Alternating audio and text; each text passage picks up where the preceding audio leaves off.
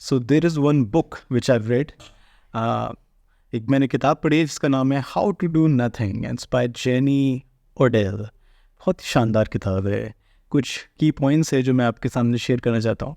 First of all उसने बताया कि आजकल हम लोगों के मॉडर्न युग के अंदर ये हो गया है कि हम अपनी वैल्यू यहाँ पे प्लेस करते हैं कि हम अपने टाइम को कहाँ कहाँ डिवोट कर रहे हैं। तो मतलब अगर थोड़ा सा भी खाली टाइम होगा तो हमको लगता है कि हम लोग अपने टाइम का सही इस्तेमाल नहीं कर रहे हैं। तो हमको लगता है it's a total waste of time कि आप कुछ भी नहीं कर रहे हो, because each and every moment हम कुछ वैल्यू ऐड करना चाहते हैं। फाइन। इसके अलावा क्या है कि हमारी जो मेंटालिटी हो गई है सोशल मीडिया को यूज़ करके, kind of a capitalistic mentality हो गई है। मतलब हम अपने आप को कैपिटलिस्ट समझते हैं। कैपिटलिस्ट कौन होता है? जैसे कि हम कोई कंपनी ओन कर रहे हो, ठीक है। तो अभी हो क्या गया ना कि हमारा मस्ती और लाइक लेजर और वर्क के बीच का जो अंदर जो डिफरेंस होता है ना, वो हमको पता नहीं। क्योंकि जब हम काम नहीं भी कर रहे हैं, लोग ऑफिस का काम घर लेके आते हैं, घर की टेंशन ऑफिस लेके जाते हैं। तो बिकॉज आजकल इतना इंटरकनेक्टेड वर्ल्ड है, तो ये भी प्रॉब्लम है। थर्डली आप कह सकते हैं कि जो एक आजकल के टाइम पे एक प्रॉब्लम बहुत ज़्यादा समझ में आ रही है, वो ये है कि जो सोशल मीडिया है उसने आम लोगों को एक ब्रांड बना के रख दिया है।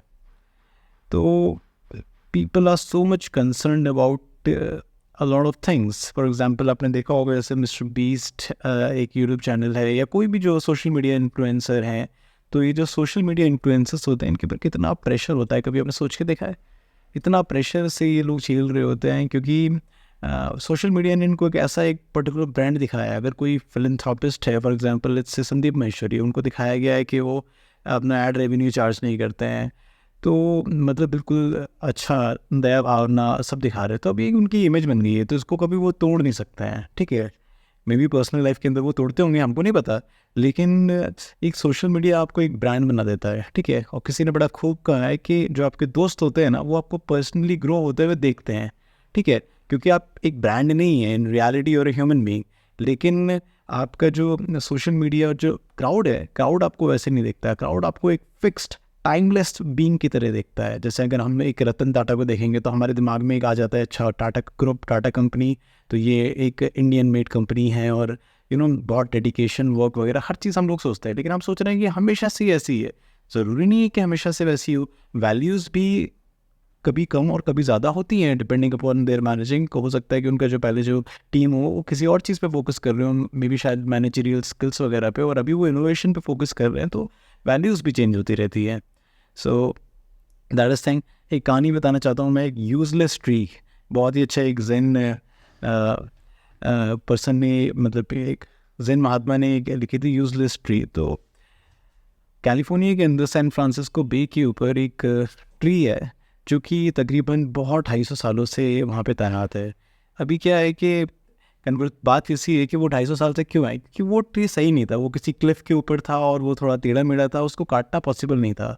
तो कहा जाता है कि उससे पहले उसके आसपास के जितने भी और टिम्बर के ट्रीज थे वो सारे के सारे काट लिए गए, क्योंकि उससे लकड़ी का प्रोडक्शन जो हुआ उनको मिला एंड वो आगे काम में आया।